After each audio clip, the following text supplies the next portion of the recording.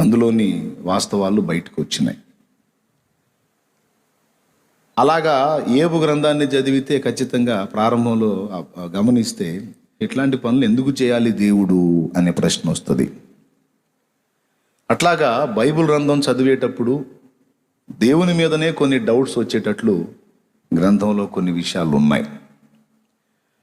మన పర్సనల్ లైఫ్లో కూడా మనం కొన్ని పరిస్థితులు ఫేస్ చేసేటప్పుడు, అనుభవించేటప్పుడు కూడా దేవుడు ఇలా ఎందుకు చేశాడు అని ప్రశ్న కూడా మనకు వస్తుంది.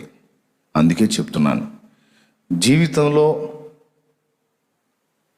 ఎదురయ్యే వాటికైనా, బైబిల్ గ్రంథంలో మనకు ఎదురయ్యే ప్రశ్నలకైనా సమాధానం చెప్పుకునే ముందు అసలు ఫస్ట్ మన మైండ్లో ఒక్క విషయాన్ని స్థిరపరచుకోవాలి.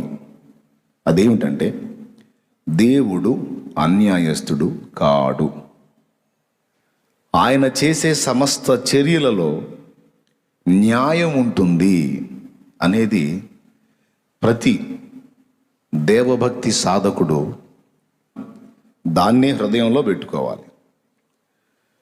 దేవుడు అన్యాయస్తుడు కాడు అనేది మైండ్లో పెట్టుకున్న తర్వాత ఇక బైబిల్ చదివితే అప్పుడు నీకు ఎక్కడన్నా దేవుడు ఇలా ఎందుకు చేశాడన్న ప్రశ్న పుట్టినప్పుడు ఆల్రెడీ నీ మైండ్లో ఏముంటుంది? ఆయన అయితే అన్యాయస్తుడు కాడు, మరి ఆయన ఎందుకు ఇలా చేశాడు అంటే ఇందులో ఏదో నీ గూఢత ఉంది, ఇందులో ఏదో మనకు అర్థం కాని సంగతి ఉంది అన్న కోణంలో ముందుకెళ్తాం. లేకపోతే దేవుడు అన్యాయస్తుడు కాడు అని స్థిరంగా ఒకడు నమ్మకుండా బైబిల్లో ఉన్న దేవుడు తేడా అని నమ్మి ఒకడు బైబిల్ చదివితే వాడికి అన్ని తప్పులే దొరికినాయి.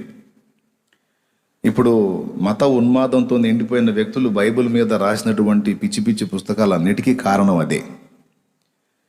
బైబిల్లో దేవుడు అన్యాయస్తుడు అనే మనసులో పెట్టుకొని ఆ కోణంలో వాడు బైబిల్ చదివితే వాడికి అన్ని తప్పులే దొరికినాయి. బైబిల్లో దేవుడు న్యాయవంతుడు, ఆయన చర్యల్లో ఏ దానిలోనైనా సరే సంపూర్ణ న్యాయం ఉంటుంది.